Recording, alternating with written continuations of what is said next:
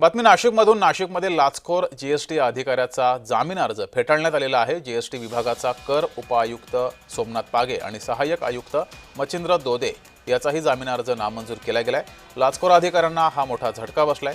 जिल्हा आणि सत्र न्यायालयानं महत्त्वाचा निर्णय घेतलाय. 20 लाख रुपयांची लाच घेताना मुंबईच्या एसीबीनं कारवाई केली होती.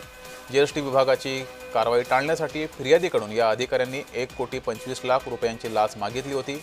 यातला पहिला 20 लाखांचा हप्ता घेताना एसीबीनं जीएसटी अधिकाऱ्यांना रंगेहात पकडलं होतं.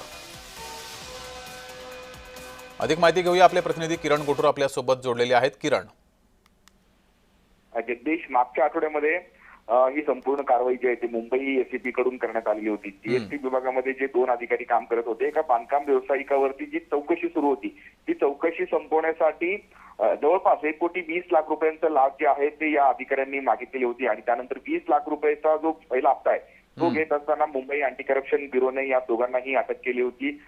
खरं तर मोठ्या अधिकाऱ्यांना अटक केल्याने जीएसटी विभागामध्ये एकच खळबळ उडाली होती. मागच्या काही दिवसांपासून या अधिकाऱ्यांची चौकशी सुरू होती.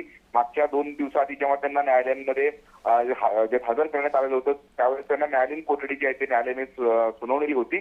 पण त्यांनी जामिनासाठी अर्ज केला होता, पण नाशिक न्यायालयाने त्यांचा जो जामीन अर्ज आहे तो फेटाळलेला आहे. त्यामुळे हे दोन्ही अधिकारी आणि खासगी व्यक्ती अशी 3 लोकांना मुंबई एसीबीने अटक केलेली होती.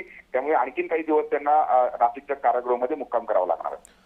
धन्यवाद किरण दिलेल्या माहितीबद्दल.